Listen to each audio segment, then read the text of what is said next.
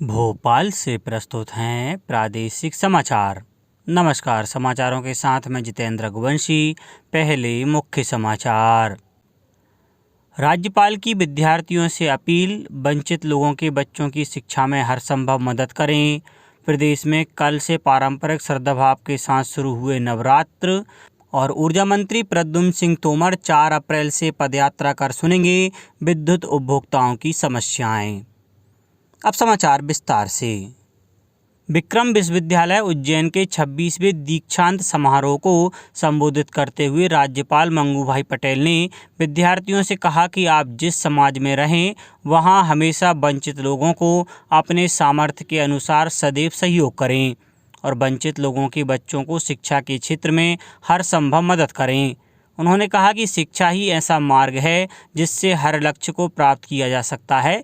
उच्च शिक्षा मंत्री डॉक्टर मोहन यादव ने कहा कि नई राष्ट्रीय शिक्षा नीति से देश का चतुर्दिक विकास एवं आवश्यकताओं की पूर्ति होगी। दीक्षांत समारोह में उपस्थित नोबेल शांति पुरस्कार प्राप्त कैलाश सत्यार्थी ने कहा कि दीक्षांत समारोह से जाने के बाद अपने ज्ञान और ऊर्जा का उपयोग राष्ट्र के निर्माण में करें। समारोह के प्रारंभ में विद्यार्थियों ने मालवांचल के पारंपरिक नृत्य द्वारा अतिथियों की अगवानी की। प्रदेश भर में कल से पारंपरिक श्रद्धाभाव के साथ नवरात्र शुरू हो गए हैं।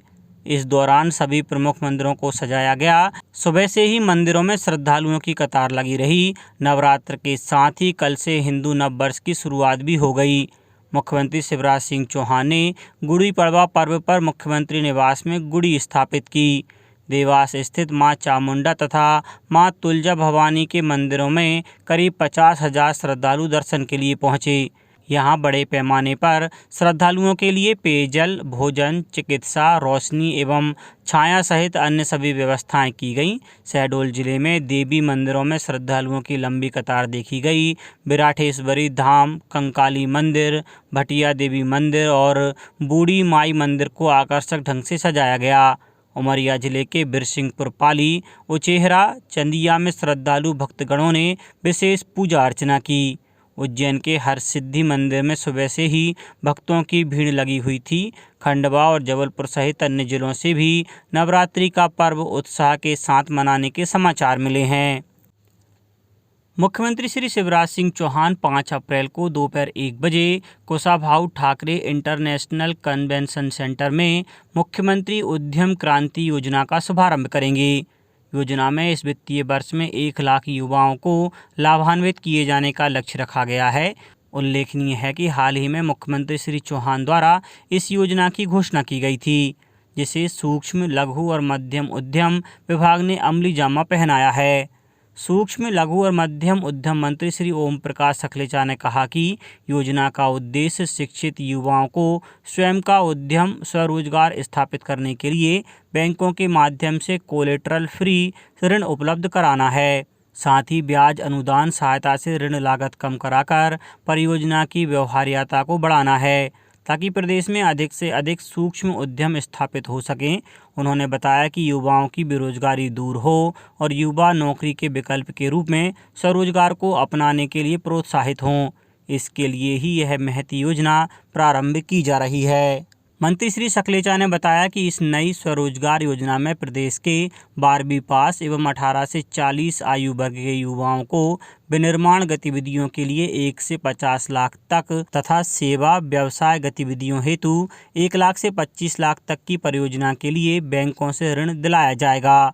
मुख्यमंत्री उद्यम क्रांति योजना के हितग्राहियों को शासन द्वारा वित्तीय सहायता के रूप में 3% प्रति वर्ष ब्याज अनुदान तथा बैंक ऋण गारंटी शुल्क अधिकतम 7 वर्षों के लिए दिया जाएगा। मुख्यमंत्री शिवराज सिंह चौहान कल सीहोर जिले के अंतर्गत अपनी विधानसभा बुदनी के नरसुल्लागंज ब्लॉक में गौरव दिवस समारोह में शामिल हुए। उन्होंने यहां 38 करोड़ के कार्यों का भूमि पूजन और लोकार्पण किया। स्थानीय शासकीय कॉलेज में छात्र छात्राओं को संबोधित करते हुए कहा कि बहुत जल्द सरकार मां तुझे प्रणाम योजना शुरू करने जा रही है। इस योजना के तहत एक बार फिर मध्य प्रदेश के बच्चे भारत की सीमा पर जाकर सैनिकों से मिलकर आएंगे। मुख्य समारोह स्थानीय उत्कृष्ट स्कूल परिसर में हुआ। मुख्यमंत्री ने यहां मौजूद नगर के विभिन्न लोगों से संवाद भी किया।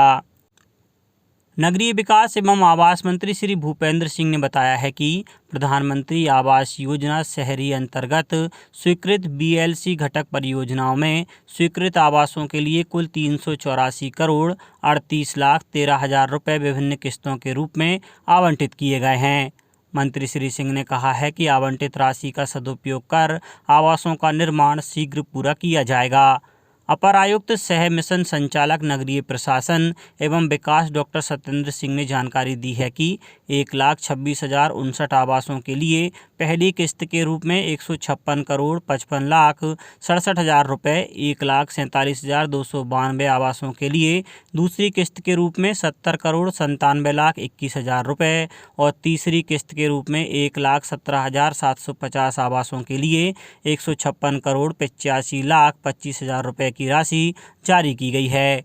आवासों का निर्माण प्रदेश की विभिन्न नगरीय निकायों में किया जा रहा है। भारतीय सेनाओं के लिए युद्ध सामग्री का निर्माण करने वाली जबलपुर के खमरिया में स्थित आयुध निर्माणी ने सबसे बड़े जनरल पर्पस बम बनाए हैं। ये बम बड़े से बड़े बंकरों को तबाह कर सकते हैं। आयुध निर्माणी ने 48 बमों की पहली खेप भारतीय वायुसेना को भेज दी है। आयुध निर्माणी के महाप्रबंधक SK सिन्हा ने बताया कि इस बम को पूरी तरह से आयुध निर्माणी फैक्ट्री में डिज़ाइन और निर्माण किया गया है। यह भारत का सबसे बड़ा बम है। इसकी लंबाई 1.9 मीटर और वजन 500 किलोग्राम है। इस बम को जगुआर और सुखोई Su-30 MKI से गिराया जा सकता है। इन बमों की मारक क्षमता और ताकत देश की सुरक्षा बेड़े को और मजबूती प्रदान करेगी। राष्ट्रीय महिला आयोग ने कल मानव तस्करी रोधी एक प्रकोष्ठ की शुरुआत की। इसका उद्देश्य मानव तस्करी मामलों को प्रभावी तरीके से निपटारा करना, महिला और लड़कियों के बीच जागरूकता बढ़ाना, तस्करी रोधी इकाइयों को प्रशिक्षण और क्षमता बढ़ाना है।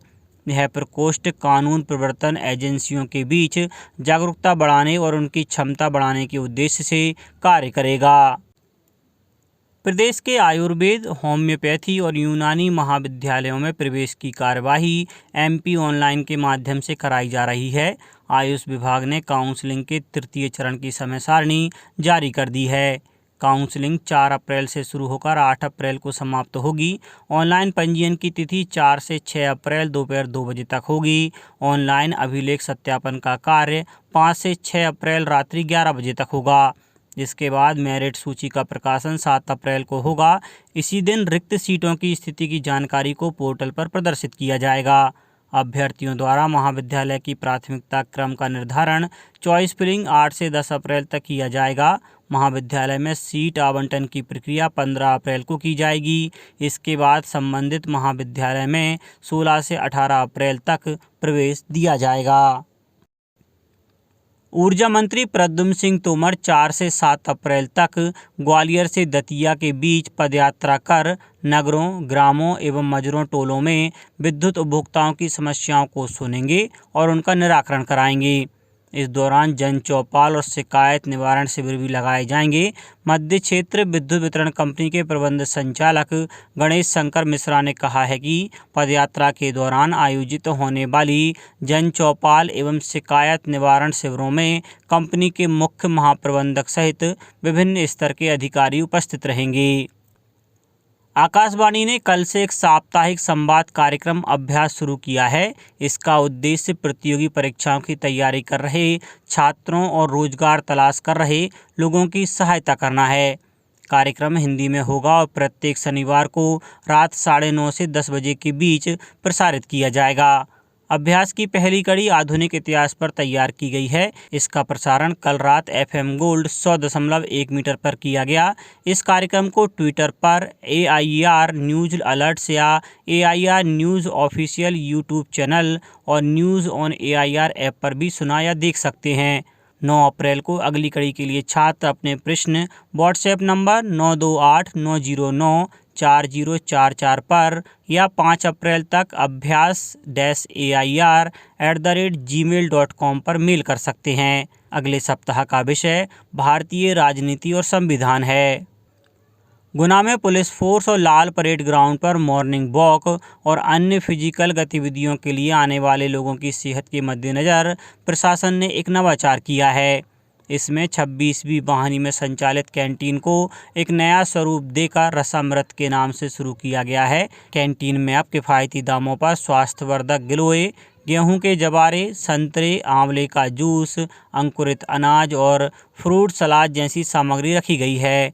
रसामृत कैंटीन का शुभारंभ जिला कलेक्टर फ्रैंक नोबेल ए तथा गुना पुलिस अधीक्षक और कमांडेंट 26वीं वाहिनी गुना राजीव कुमार मिश्रा ने किया। अब कुछ समाचार संक्षेप में। देवास जिले को जल अभावग्रस्त क्षेत्र घोषित कर सभी जल स्रोतों से किसी भी साधन से सिंचाई करना प्रतिबंधित कर दिया गया है। शहडोल के पंडित शंभुनाथ शुक्ल विश्वविद्यालय की परीक्षाएं शुरू हो गई हैं। यह परीक्षाएं नए और पुराने कैंपस में आयोजित की जा रही हैं। लगभग 5000 विद्यार्थी इन परीक्षाओं में शामिल होंगे। गुना में घुमंतू और अर्ध घुमंतू जाति के लोगों के जाति प्रमाण पत्र बनाने के लिए विशेष अभियान चलाया जा रहा है। शिवपुरी जिले में रबी विपणन वर्ष 2022-23 में समर्थन मूल्य पर उपार्जन के लिए जिला स्तरीय समिति का गठन किया गया है। बैतूल में मध्य प्रदेश शिक्षक संघ बैतूल इकाई द्वारा हिंदू नव वर्ष धूमधाम से मनाया गया। उमरिया में कल चैती चांद के अवसर पर शोभा यात्रा निकाली गई और झूलेलाल धर्मशाला में भंडारा आयोजित किया गया। आगरमालवा जिले में ऊर्जा साक्षरता अभियान के तहत विद्युत बचत के लिए नागरिकों को जागरूक करने के उद्देश्य से पोस्टर लगाए गए हैं। और खंडवा जिले में इन दिनों भीषण गर्मी ने लोगों का जीना मुहाल कर दिया है। तपती धूप के कारण लोग अब घरों से बाहर निकलने से परहेज कर रहे हैं। अंत में मुख्य समाचार एक बार फिर। राज्यपाल की विद्यार्थियों से अपील, वंचित लोगों के बच्चों की शिक्षा में हर संभव मदद करें। प्रदेश में कल से पारंपरिक श्रद्धाभाव के साथ शुरू हुए नवरात्र। और ऊर्जा मंत्री प्रद्युम्न सिंह तोमर 4 अप्रैल से पदयात्रा कर सुनेंगे विद्युत उपभोक्ताओं की समस्याएं। इस बुलेटिन में इतना ही। घर पर रहिए, सुरक्षित रहिए और सुनते रहिए प्रादेशिक समाचार। नमस्कार।